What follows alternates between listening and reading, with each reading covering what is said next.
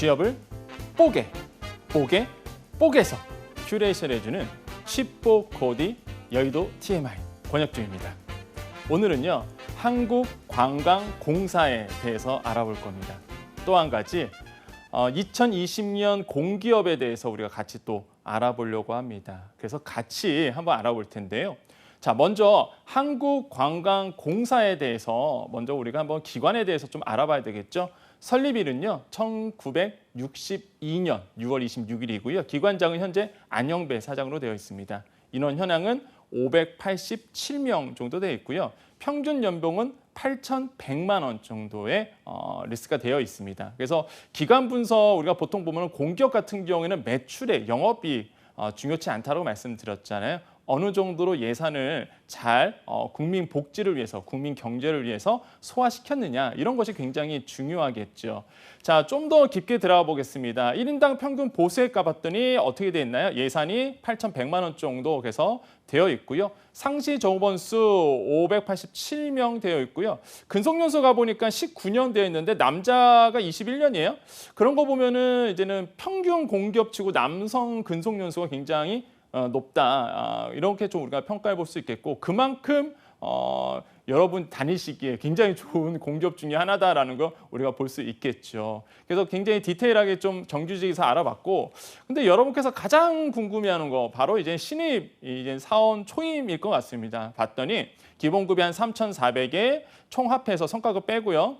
고정수당 다 해서 한 3,400만 원 정도에 되어 있습니다. 그래서 이 정도는 뭐 공기업의 어떤 평균 수준이다, 이렇게 보시면 되겠습니다. 그래서 우리가 일반직의 어떤 근속연수라든지 평균 연봉, 그다음에 신입사원 초임도 한번 같이 알아봤고요. 자, 그다음 보면은 신규 채용 현황 부분인데 19년도에 같은 경우에는 청년이 32명에 비수도권 지역 인재가 18명이죠. 2020년 채용도 뭐 그렇게 크게 다를 바 없었습니다. 그렇기 때문에 아마 다 보셨을 텐데 뭐 크게 다를 바 없고, 실제 비수도권 지역 인재를 통해서 굉장히 조금 이거는 부분에 대해서 굉장히 관심을 많이 갖고 계시는 분들이 굉장히 많죠. 그래서 이런 부분도 제가 아시는 분들도 이런 비수도권 지역 인재 이런 어떤 전형을 통해서 굉장히 이제 입사하신 분도 계시기 때문에 이런 부분도 많이 관심들을 갖고 계시다. 혹시 본인이 조건이 된다면 충분히 여러분께서 관심 가져줄 만하다라고 말씀을 드리겠습니다. 그래서 청년, 뭐 비수도권 지역 인재 같은 경우 이런 부분도 말씀을 드렸습니다. 여러분, 이렇게 해서 사실 많이 뽑진 않죠. 많이 뽑지는 않지만 그래도 엄청나게 많은 우리 청년들이라든지 취준생분들이 관심을 많이 갖고 계시고, 특히 관광공사 같은 경우에는 특별하게 자신의 전공을 살려서 가시는 분들이 굉장히 많죠. 그러다 보니까 꼭 가고 싶은 공기업 중에 하나이기도 합니다. 오래전부터 인기가 굉장히 많았었죠. 자, 공공기관 잠깐 정리를 좀 해보려고 합니다. 왜냐하면 2020년 공공기관의 그 리스트가 기획재정부에서 최근에 이제 발표를 했죠. 매년 초에 공공기관 리스트를 발표를 합니다. 그렇기 때문에 지금 최근에 나왔기 때문에 다시 한번 2020년의 공공기관을 좀 정리를 해드려야 될 것 같아요. 자, 설립 목적, 요거 말씀을 드리고 가겠습니다. 먼저 한국관광공사의 설립 목적은요, 관광진흥, 관광자원개발, 관광산업연구개발 및 관광 관련 전문 인력 양성 훈련에 관한 사업을 수행함으로써 국가경제 발전, 복지에 이바지한다, 이렇게 되어 있고요. 주요 연역 보면은 국제관광공사 설립하고, 그 다음에 한국관광공사 명칭 변경하고, 이렇게 특히 나오는 요거 있죠. 그랜드 코리아 레저, 요거 잘 알아주셔야 됩니다. 여기서 실제 여러분께서 아시는 이제 카지노라든지 아무튼 여러분께서 관광공사에서 운영하고 있는 다양한 사업들을 운영하고 있습니다. 그랜드 코리아 레저. 그다음에 본사 원주로 이전했고요. 14년도에 18년도에 기관 유형 변경됐죠. 공기업과 여기 보면 공기업에서 준정부기관으로 넘어갔는데, 요것 때문에 사실 제가 그 공공기관을 정리를 해드려야 되겠다는 생각이 들었던 거예요. 매년 공공기관은 이제 기재부에서 발표를 합니다. 매년 초에 발표를 하는데 최근에 나왔어요. 데이터가 최근에 나왔기 때문에, 그리고 또 많은 취준생분들, 특히 공기업에 관심을 갖고 계시는, 이제 내가 채용시장에 들어오신 분들은 공공기관 관심은 많은데 공공기관에 대해서 잘 모르시는 분들이 굉장히 많습니다. 그래서 정리를 좀 해드리고, 질문이 워낙 많아서, 그래서 2020년 공공기관을 본다면요, 먼저 공기업, 준정부기관, 기타 공공기관으로 보통 공기업은 나눠집니다. 근데 구분을 지을 때 어떻게 구분을 짓냐면 공기업 같은 경우에는 여기 나와 있죠. 자체 수입 비율이 50% 넘어가는 부분 할 때는 공기업이고요. 준정부기관은 뭐냐면 자체 수입 비율이 50% 미만이 있는 기관 같은 경우는 준정부기관을 보통 얘기를 합니다. 그런데요. 여러분 많이 이제는 공기업을 채용을 준비하시다 보면은 이게 무슨 시장형 공기업이다. 준시장형 공기업이다. 막 이렇게 채용 공고에 나와요. 특히 NCS 같은 경우에는 나오죠. 그러면 뭐지? 내가 들어갈 이 공기업이 시장형 공기업은 뭐고 준시장형 공기업은 뭐지? 실제 뉘앙스가 굉장히 다르죠. 그 공공기관마다 사업성을 추구하느냐 아니면 복지의 증진에 이바지 하느냐 이게 약간 뉘앙스가 다르다 보니까 질문 어떤 면접 질문도 굉장히 다릅니다. 그래서 어떤 게 차이점이 있는지 보셔야 되겠는데 먼저 공기업을 우리가 왜 공기업을 부르냐면 여기 뭐 나오죠. 주된 업무가 뭐예요? 사업을 해서 돈을 버는 수익 사업인 공공기업이 바로 이 공기업에 해당됩니다. 다시 한번요. 여러분이 들어갈 공기업은요. 공기업이다. 이게 공공기관 중에서 공기업이다 봤을 때 왜 공기업이냐 그러냐면 뭐예요? 돈을 버는 수익 사업인 공공기관이에요. 스스로 돈을 벌어야 되는 이런 거기 때문에 공기업이다. 근데 공기업은요. 시장형 공기업과 준시장형 공기업으로 보통 또 나누게 됩니다. 볼까요? 자, 시장형 공기업은 뭐예요? 자체 수입 비율이 85% 이상 준시장형 공기업은 뭐예요? 50에서 85%. 뭐겠어요? 내가 수익 사업을 하면서 공기업이 수익 사업을 하면서 자체 수입 비율이 85% 이상인 분은 뭐예요? 시장형 공기업이다. 대표적인 게 뭐야? 한국전력공사, 한국가스공사. 여러분 정말 들어가고 싶은 회사들. 이런 회사들이 바로 시장형 공기업이다. 그러면 준시장형 공기업은 뭐냐? 자체 수입 비율이 50%에서 85% 사이에 있는 뭐야? 조폐공사, 한국방송광고진흥공사, 코바코 이런 얘기겠죠. 이런 부분이 있고요. 실제 우리나라에서 시장형 공기업은 2020년 기준입니다. 16개고요. 준시장형 공기업은 어떻게 돼 있어요? 20개 이렇게 돼 있습니다. 제가 이거를 왜 구분하느냐? 여러분 항상 그 공공기관을 관심을 가지시는 분들 중에서 내가 이러이러한 공사를 들어가려고 해요. 이러이러한 데를 내가 전형을 준비하려고 합니다 했을 때 그 공공기관이 시장형 공기업인지 준시장형 공기업인지에 따라서 면접 뉘앙스도 굉장히 다릅니다. 그렇기 때문에 여러분 잘 보셔야 돼요. 내가 들어갈 회사가 어디에 속해 있는지는 기본적으로 아셔야 되겠죠. 그런데요. 공기업만 있나요? 공공기관엔? 그렇진 않죠. 준정부 기관도 있습니다. 준정부 기관 잠깐 볼까요? 대체로 공공복리에 관한 사업을 하는 공공기관을 우리가 준정부 기관 이렇게 보통 표현하죠. 그런데요. 이게 또 나눠집니다. 기금을 관리하느냐 아니면 위탁 집행하느냐 이거에 따라서 또 두 가지로 나눠져요. 기금 관리원 준정부기관, 위탁 집행원 준정부기관으로 우리가 보통 나뉘게 됩니다. 자, 그렇다면 아까도 말씀드렸죠. 어느 게 있을까요? 기금 관련 같은 경우는 국민체육진흥공단이라든지 한국문화예술위원회 이런 데가 있고요. 위탁 집행형 같은 경우에는 국제협력단, 장학재단 등등 이런 데들이 있는데 보통 보면은 기금 관련 같은 경우는 13개, 위탁 집행형 82개 정도가 보통 리스트가 되어 있습니다. 그래서 우리가 이렇게 확인할 수가 있겠고 기타 공공기관 볼까요? 기타 공공기관은 뭐라 하길래 기타 공공기관을 할까요? 수입 기준을 적용하기에 적절하지가 않거나 자율성을 보장해줘야 할 공공의 목적이 있다고 판단될 때에 기타 공공기관을 보통 정부가 지정을 합니다. 자, 그래서 몇 군데가 있나요? 무려 209개 정도가 되어 있죠. 그래서 2020년에 공공기관은요, 총 340개의 리스트가 되어 있습니다. 다시 한번요. 2020년에는요, 총 340개예요. 왜 그러냐면 2019년 같은 경우에는 399개였거든요. 한 군데가 더 늘어났습니다. 그러니까 이게 왜 중요하냐면 보통 기재부에서 이걸 발표를 하거든요. 왜냐하면 왜 기재부에서 발표를 할까요?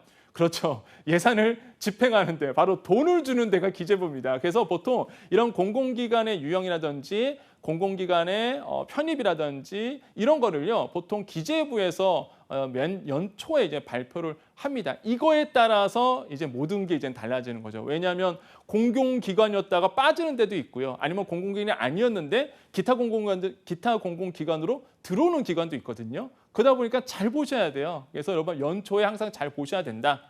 말씀을 드리겠고요. 그럼 제가 한번 퀴즈 한번 내드릴게요. 한국방송공사 KBS죠. 교육방송공사 EBS죠. 공공기관일까요? 아닐까요? 제가 왜 이거를 퀴즈를 준비했냐면 너무 많은 우리 취준생, 이제 채용 시간에 갓 대학교 4학년?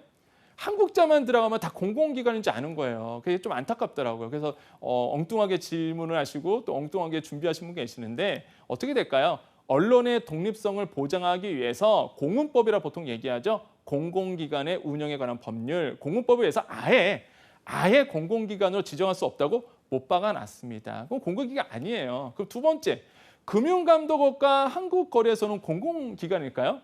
우리가 생각하기에는 당연히 공공기관 같잖아요. 당연하지 않나요? 그런데 금융감독원은요, 99년에 만들어진 이후에 공공기관이었다가 2009년도에 제외가 됐습니다. 한국거래소요, 2005년에 만들어진 후 공공기관 취급을 되어 왔으나 법상 독점적 사고자가 해소되면서 2015년도 1월에 공공기관에서 해제됐어요. 무슨 얘기예요? 들어오기도 하고요. 이렇게 해제되기도 합니다. 그렇기 때문에 여러분 항상 그 공기업 준비하신 분들은 연초에 어떤 공공기관이 있는지 항상 보셔야 되겠다. 공기업 이번이죠. 2020년에 340개, 그다음에 19년도에 339개가 되어 있고요. 하나가 더 늘어났는데 준정부기관에서 2개가 늘었고요. 기타 공공기관에서 하나가 줄었죠. 그래서 이제는 최종적으로 하나가 더 늘어난 포지션이 됐습니다. 그래서 340개다. 그래서 여러분 제가 뭐 이 시간에서 어떤 공공기관이 있다라고 다 말씀을 못 드리겠고 여러분 한국직업방송에 오셔갖고요. 한국직업방송 오셔서 유튜브 채널 구독, 좋아요 많이 눌러주세요. 그리고 거기에서 이 방송을 보시는 분들은 여러분 이메일 남겨주시면 댓글 남겨주시면 제가 340개의 공공기관, 어느 공공기관이 있는지 리스트를 제가 보내드리도록 하겠습니다. 이 정도는 당연히 해드려야 되겠죠. 그래서 여러분 내가 가야 할 곳이 어디 있는지 아니면 내 전공을 살려서 아니면 내가 관심 있는 곳이 어디 있는지 그러면서 내가 원하는 공공기관을 선택할 수도 있겠고요. 그리고 많은 취준생분들이 저한테 똑같은 얘기를 해요. 교수님 이렇게 많은 공공기관이 있는 줄 몰랐어요. 정말 많거든요. 몰라서 그런 거지. 그래서 한국직업방송 오셔갖고요. 여러분 구독, 좋아요 눌러주시고 댓글 남겨주시면 제가 거기다가 바로 그 리스트를 보내드리도록 하겠습니다. 너무 많은 분들이 보내주셔갖고요. 항상 제가 고달프지만 여러분께 보내드리고 있거든요. 여러분 정말로 여러분께 도움되는 축복 코지다 이렇게 보시면 되겠고요. 자, 공공기관 지정 병동내역이 있죠. 그렇죠. 요번에 이제 신규로 들어온 데가 4군데가 있습니다. 여러분 리스트 보이시죠? 해제된 부분이 있고요. 그러니까 이런 부분이에요. 내가 해제됐는데 이제 작년까지는 공공기관이었으니까 해제됐는지도 모르고 이제는 준비하시는 분들 그렇기 때문에 항상 왜 연초에 보셔야 되는지가 중요한 겁니다. 그래서 이렇게 변경이 됐다. 유형 변경도 나오고 있죠. 자, 다시 한번 우리가 한국관광공사 돌아볼까요? 면접 질문의 단골 질문이죠. 한국관광공사가 무엇을 하는 공사냐, 그 역할이 뭐냐라고 물어본다면 여러분 어떻게 답변하시겠습니까? 자, 첫 번째 국제관광진흥을 합니다. 이게 가장 중요합니다. 한국관광공사가요 실제 하는 일 중에서 국내 관광도 굉장히 중요한데 사실 여러분 그 예상 집행표를 보면은요, 여러분 저는 이제는 경제평론도 하잖아요. 그러니까 예산 집행을 다 보거든요. 그 예산 집행을 보면 실제 해외 마케팅, 그러니까 해외에서 우리나라에 방한하는 이런 여행객들을 위한 예산 집행이 굉장히 많습니다. 그 정도로 중요하다는 얘기겠죠. 그렇기 때문에 외국어가 필수인 거고 국제관광진흥 이게 1번이고요. 두 번째로 국민관광진흥이 있고요. 세 번째로 관광자원 개발, 이것도 굉장히 중요하죠. 콘텐츠 개발하는 거. 네 번째로 관광산업의 연구 개발. 다섯 번째로 관광 관련 전문 인력의 양성하지 훈련하는 이런 어떤 주요 5가지의 역할을 한국관광공사의 롤이다, 역할이다라고 보시면 되겠습니다. 자, 한국관광공사의 미션과 비전을 아느냐? 굉장히 어떤 기관이든 간에 어떠한 기업이든 간에 미션과 비전 굉장히 중요하겠죠. 자, 미션은 뭔가요? 관광을 미래 성장 동력으로 하고요. 국민의 삶의 질 향상에 기여한다. 굉장히 재밌죠. 보통 우리가 그 금융공공기관 같은 경우에는 국민 경제 발전에 이바지한다. 뭐 이런 건데 그다음에 알면은 복지에 관련된 국민연금이라든지 이런 데는 국민 복지의 뭐 발전에 이바지한다. 이건데 여기는 뭐예요? 국민의 삶의 질 향상에 기여한다. 이게 포인트라고 말씀드리겠습니다. 뭐예요? 미션은 뭐냐면 국민의 삶의 질 향상에 기여를 하는 게 미션이다. 그다음에 비전은 뭐예요?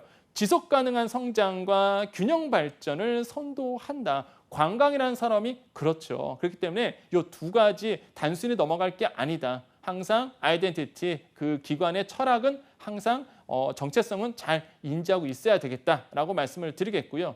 한국관광공사 4대 전략방향과 12대 전략과제. 자, 요거 같은 경우에는 그냥 여러분께서 알고는 있어야 됩니다. 특히 4대 전략방향은 좀 알고 있어야 되거든요. 4대 전략방향 첫 번째, 지역관광 균형 성장한다. 하는 일이 뭔지 여기가 다 나오죠. 두 번째, 관광 콘텐츠 경쟁력 강화한다. 세 번째, 관광산업 생태계 활성화한다. 네 번째, 관광을 통한 사회적 가치 실현한다. 이렇게 돼 있는데 이거 내가 왜 준비했느냐? 답을 먼저 다 드릴게요. 질문을. 코로나19로 인한 어려운 상황에서 외국 관광 유치 방안은 이거 나올 가능성이 굉장히 크죠. 왜 그러냐면 한국관광공사의 주요 매번 나왔던 질문 중에서 면접 질문 중에서 외국 관광의 유치 방안은 이거는 빠지지 않았단 말이죠. 그 뜻은 뭐겠어요? 이제 시대적 방향을 하겠죠. 외국의 관광객 유치 방안에 대해서 항상 물어봤는데 이번에 같은 경우는 2020년 같은 경우에는 코로나19가 우리나라의 가장 큰 화제고요. 무엇보다 관광 산업에 미치는 영향이 어마어마하고 있습니다. 그렇다면 여러분 이제 취준생 입장에서 항상 나오는 질문 중에서 이렇게 코로나19와 맞물려서 나올 가능성이 굉장히 크기 때문에 준비를 꼭 해주셔야 돼요. 과연 여러분 입장에서요. 코로나19가 굉장히 우리나라의 관광 산업에 큰 타격을 주고 있습니다. 현재 굉장히 어렵죠. 근데 관광 산업을 살리는 게 관광공사의 목적이에요. 아까 우리가 목적 봤잖아요. 어떤 일을 하는지. 지금 방한 고객이 안 들어오고 있습니다. 한국에 안 들어오고 있죠. 그러면 여러분의 입장에서, 취준생 입장에서 이러한 어려움을 어떻게 해결하겠느냐. 여러분 입장에서 어떻게 답변하시겠습니까? 4대 전략 방향과 12대 전략 과제에 대해서 힌트를 얻을 수가 있는 겁니다. 자, 먼저 우리가 본다면은 지역 관광 균형 성장에 보면은요, 방한 시장 다변화, 그죠? 외래객 지역 관광 활성화, 국민 지역 관광 촉진. 그다음에 두 번째로 본다면은 콘텐츠 경쟁력 강화해서 부가가치적인 콘텐츠 경쟁력 강화한다든지 지역 특화 관광 콘텐츠 발굴 육성한다든지 한국 관광 콘텐츠 인지도 강화한다든지 세 번째로 관광산업 생태계 그다음에 관광기업 성장 지원 체계 확립한다든지 스마트 관광 기반 조성한다든지 요거에 저는 포인트라고 말씀을 드려요. 스마트 관광 기반 조성 좀 이따가 더 디테일하게 말씀드릴 겁니다. 관광 접점 서비스 품질 고도화. 자, 네 번째 관광을 통한 사회적 가치 실현한다. 이런 부분은 솔직히 이제는 요 질문에 대한 조금 답에서 좀 벗어나 있겠죠. 일단은 4대 전략 과제니까 12대 전략 과제니까 볼게요. 현장 중심 안전 강화, 국민 관광 복지 확대, 상생 경영, 환경 가치 구현 이렇게 있는데 만약에 코로나19로 인한 어려운 국내 상황에서 외국인 관광 유치 방안이 나온다면 여러분 어떻게 답변하시겠어요? 12가지의 12대 전략 과제 중에서 여러분께서 이 중에서 여러분의 아이디어를 잘 내야 됩니다. 무슨 얘기냐면 스마트 관광 기반 조성이라든지 콘텐츠 발굴에 대한 부분 이미 한국관광공사에서 하고 있습니다. 볼까요? 코로나 바이러스 감염증 19 이렇게 나옵니다. 코로나19에 대한 안전 여행 가이드라인 요거 최근에 나왔죠. 요거 때문에 사실 코로나19 때문에 관광공사에서 요거 최근에 이제 콘텐츠 발굴한 거죠. 볼게요. 어떤 내용인지. 자, 국내 여행 시 여행 전과 여행 중으로 나눠서 어떻게 여행을 할 때 어떤 방안으로 코로나19를 피할 수 있고 어떻게 예방할 수 있는지에 대한 굉장히 디테일하게 잘 콘텐츠를 발굴해놨죠. 또한 여행 후 이렇게 나오고요. 자, 해외여행 시라고 돼서 여행 전과 여행 중 해갖고요. 어떻게 해야 되는지 굉장히 디테일하게 잘 콘텐츠를 발굴해놨습니다. 이런 걸 하는 게 뭐예요? 한국관광진흥공사죠. 그러니까 뭐겠어요? 관광공사에서 이런 일을 하는 겁니다. 바로 콘텐츠를 발급하고 그다음에 이게 번역이 됐죠, 당연히. 그다음에 또 외국인 관광객들에게 뭐 하겠어요? 당연하게 이러한 책자, 팜플렛이라든지 브로셔를 주면서 안내할 수 있고 안심하게 국내에서 여행을 할 수 있도록 도와주는 역할이겠죠. 그래서 이런 책자 콘텐츠 발굴도 굉장히 인상 깊었다. 이렇게 좀 말씀해 주시고 또한 이런 방안에서 콘텐츠를 발굴하겠다라는 것도 굉장히 중요하겠죠. 또한 이러한 콘텐츠를 이제는 뭐예요? 스마트폰이라든지 아니면 태블릿이라든지 이런 어떤 스마트 미디어 기기를 통한 어떤 그 홍보 책자를 발굴한다든지 이런 아이디어, 이런 것도 충분히 도움이 될 수 있겠다. 또한 요즘에 웨어러블이죠. 웨어러블 같은 경우에는 굉장히 손에 항상 지니고 다니기 때문에 또한 몸에 지니고 다니기 때문에 이런 웨어러블 기기를 통해서 우리나라의 관광 산업에 대한 콘텐츠를 알려주는 역할, 이런 것도 굉장히 좋은 아이디어다. 이게 다 뭐야? 스마트 관광. 예, 그렇죠. 아까 우리가 12대 전략 과제 안에 있는 12대 전략 과제 안에 있는 스마트 관광에 대한 부분, 이런 것과 맞물려서 설명해 주셔야 되겠습니다. 또한 제가 말한 것 이외에도 여러분께서 준비한 이 12대 전략 과제 안에서 발굴하실 수 있다면 충분한 좋은 답변이 될 수 있다라고 좀 말씀을 드릴 수가 있겠어요. 그래서 이렇게 우리가 좀 생각해 볼 수 있겠고, 자, 또 한 가지 볼까요? 기출이었죠. 한국광산공사의 주요 사업 구분하고 특징을 아는 대로 말하시오. 이건 뭐 예전에도 한번 나왔던 또 질문이기도 하고요. 아까도 말씀드렸지만은 이것도 굉장히 잘 나오는 질문 중에 하나입니다. 그러면 관광공사의 주요 하는 일이 뭘까 본다면요. 주요 사업이 뭐가 있을까 본다면 정부 보조금 사업 중에서는 관광지는 기반 확충이라든지 관광산업 육성한다든지 국내 관광 활성화한다든지 쭉 나오는데 여기 뭐 예산 보세요. 예산 보시면 어떻게 됐나요? 가장 큰 거 볼게요. 뭐예요? 외래 관광의 유치입니다. 다시 한번 강조드릴게요. 정말 중요한 역할이 뭐냐면 외래 관광의 유치인데 지금 굉장히 어려워지게 됐습니다. 그럼 뭐예요? 여러분께서 어떤 아이디어, 정말 여러분께서 어떻게 해결할 수가 있느냐, 문제 해결 능력, 이런 데서 본다면은 여러분 어떻게 한번 답변할 수 있을까요? 실제 여러분 보조금 상세 내역을 한번 봤습니다. 그랬더니 요거 운영비 지원 같은 경우는 어차피 이제는 인건비나 경상비로 쓴 거니까 이거는 그냥 넘어가고요. 여기 보시면 어떻게 돼 있어요? 외래 관광의 유치, 마케팅 활성화 자원에서 얼마 썼어요? 438억 썼습니다. 돈이 중요한 게 아니라 숫자 중요한 게 아니라고 말씀드렸죠. 뭐 438억 썼다고 해서 뭐가 중요합니까? 많이 썼다는 얘기죠. 왜? 중요하니까 많이 쓴 거예요. 외래 관광의 유치, 마케팅 발성화, 활성화 지원, 그게 뭐겠어요? 이런 겁니다. 실제 여러분 관광공사 사이트 들어가시고 한국어가 아니라 이제 외국인 사이트로 들어가시면 이렇게 나오죠. 뭐 찜질방에 대한 소개도 나오고요. 정말로 외국인들이 우리나라에 들어와서 여행하고 실제 즐길 수 있는 다양한 콘텐츠들이 지금 놓여져 있단 말이죠. 이런 일을 하는 게 관광공사거든요. 그렇다면 뭐겠어요? 이런 콘텐츠를 발굴하는 거, 외국인들이 어디 가고 어디서 즐길 만한 거, 이런 것들, 특히 코로나19 와서 맞물려서 생각해 주셔야 됩니다. 코로나19 예방하면서 안전하게 여행할 수 있는 콘텐츠 발급한다든지 웨어러블과 같이 그런 것을 어떤 맵 서비스를 준다든지 다양하게 아이디어를 굴려서 여러분께서 질문에 답변을 해주신다면 정말로 좋은 인사이트를 받을 수가 있다는 사실 꼭 말씀드리겠습니다. 여러분 특히 여기 나오는 제가 밑에는 제가 그 초상권 때문에 제가 안 갖고 왔는데 쿠폰이라든지 프로모션 부분, 이것도 굉장히 중요하죠. 마케팅에서 실제 기업국, 우리나라의 관광 산업을 하는 많은 뭐 호텔이라든지 기업들과 어떻게 콜라보를 통해서 외국인 관광객들을 유치할 수 있는지, 이러한 협상력, 그다음에 프로모션 부분, 이런 부분도 굉장히 중요한 역할 중에 하나겠다라고 말씀을 드리겠습니다. 그래서 여러분 외국인 사이트 꼭 가보시고 여러분이 잘하는 언어, 잘 좋아하는 국가 이런 데 어떤 사이트를 가보셔갖고 꼭 이러한 어떤 인사이트를 얻어주시기를 다시 한번 강조드려요. 여러분 다시 한번 강조드립니다. 뭐 관광공사 같은 경우에 뭐 전형이 어떻고 사실 NCS 다 나와 있잖아요. 여러분 뭐 NCS 가보면은 전형 가보면은 이미 문제 해결 능력이라든지 거기서 다 나오기 때문에 전형 같은 부분 이미 다 나와 있기 때문에 그런 거는 여러분 지금 NCS 들어가서 보세요. 중요한 건 뭐다? 면접 질문이 과연 어떤 뉘앙스로 나올까? 그다음에 어떻게 내가 준비를 해야 될까? 현재 관광공사가 실제로 퀘스천 마크, 그러니까 고민하고 있는 부분이 무엇일까? 그다음에 내가 취준생 입장으로서 지원하는 입장으로서 그것을 어떻게 해결해 줄 수가 있을까? 물론 뭐 여러분께 해결하는 얘기는 안 나오죠. 근데 여러분께서는 젊기 때문에 어떻게 여러분의 아이디어가 뭐가 있는지 이런 부분은 충분히 물어볼 가능성이 굉장히 크다라고 말씀을 드립니다. 자, 관광단지 산업, 이것도 중요하죠. 왜 그러냐면 아까 좀 보면은요. 두 번째 보면은 여기 보시면 고유산업 안에서 면세산업과 고부장 산업이 있고요. 여기 보면 관광산업 사업이 있습니다. 그래서 보통 보면 보조금 사업이 있고 고유 사업이 있는데 고유 사업 중에서 관광단지 산업이 좀 비중이 크죠. 그래서 요거 같이 좀 알아볼 거예요. 어떤 고유 사업을 하고 있는지. 자, 국내 관광객 수용을 위한 장기 체류형 관광단지 조성하는 부분이 있겠고요. 지금 하고 있는 일입니다. 관광공사에서. 제주 중문관광단지죠. 거기에 보면은 뭐 사계절 관광 휴양지로 조성한다는 부분, 이 부분 굉장히 좀 중요한 게 여러분 그 중문단지 관광단지 가보시면요, 사실 뭐 여름에는 굉장히 많죠. 항상 그 제철인 경우에 한마디로 피크인 경우, 여행 피크인 경우에는 굉장히 많은데 그 겨울이라든지 비수기 같은 경우에는 진짜 많이 없어요. 그러다 보니까 관광공사에도 이게 참 고민인 거죠. 그래서 사계절 관광 휴양단지로 조성한다는 부분도 굉장히 좋은 아이디어에서 시작했다.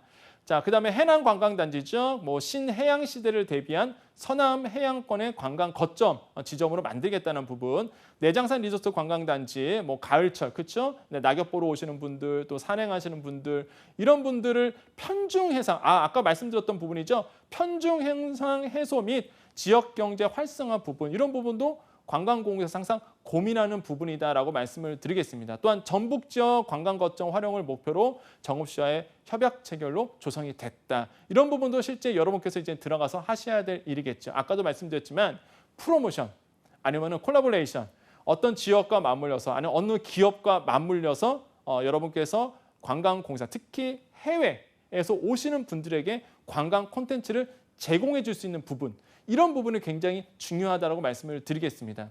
여러분 지금 뭐 발이 굉장히 발빠르게 움직이신 분들 있을 것 같아요. 관광공사가 실제적으로 이제 전형이 떴고요. 그다음 무엇보다 이제 NCS를 준비하시는 분들 중에서도 항상 이 관광공사를 준비하시는 분들이 굉장히 많은데, 특히 제가 이제 학생들을 만나보고 취준생분들을 만나보면은 이제 보통 이제 전공과 관련된 부분 하시는 분들이 굉장히 지원을 많이 하시죠. 그만큼 여러분 이 관광 산업에 대한 관심들이 많다는 얘기겠습니다. 다시 한번 강조드려요. 코로나19와의 어떤 접점을 꼭 찾으셔야 되겠습니다. 팁을 드리자면 해외 관광객들이 이제는 우리나라에 와서 관광을 안전하게 보낼 수 있는 방안, 이런 아이디어를 미리 생각하셔서 꼭 전형에 준비하시라고 말씀을 드리겠고요. 물론 뭐 디테일한 NCS 같은 경우에는 여러분 이미 뭐 제가 말씀 안 들어도 전형은 잘 준비하고 있다라고 볼 수가 있겠고, 이제는 기업을 분석하고 기관을 분석하고 그다음에 면접을 준비하는 거는 또 다른 차원이기 때문에 오늘 좀 깊게 좀 말씀을 드렸습니다. 여러분 어떠셨나요? 칩보 코드는요, 여러분 좀 디테일하게 그다음에 실제로 필요한 정보를 드리려고 노력은 하고 있습니다. 단순한 일반 전형이 아니라, 일반적인 어떤 내용이 아니라 딴 데서 듣지 못하는 내용들 여러분 지금 소개하고 있잖아요. 여러분 꼭 칩보 코드 많이 응원해 주시겠고, 다시 한번 그 한국관광공사에 대해서 전형을 좀 정리를 해드리면은, 이번에 코로나19와의 문제로 인해서 좀 문제가 커지고 있다, 관광산업에 타격을 받고 있다, 이것을 해결해 줄 수 있는 문제 해결 능력이 과연 여러분께는 어떠한 준비를 하고 있느냐, 이런 부분도 꼭 준비해 주시겠고요. 기관이 하는 롤 있죠, 하는 역할들, 꼭 제가 말씀드렸던 4대 목표, 그다음에 12대 전략과제, 이런 부분을 통해서 단순히 자기 이야기를 하는 것이 아니라 4대 전략과 12대 전략, 이 부분을 가지고 여러분 이야기를 꺼내 주셔야지만 실제로 맥락이 맞다라고 말씀을 드리겠습니다. 자, 여기까지 우리가 한국관광공사에 대해서 우리가 같이 알아봤고요. 자, 여기까지 칩보 코디 여의도 TMI 권혁준이었습니다. 감사합니다.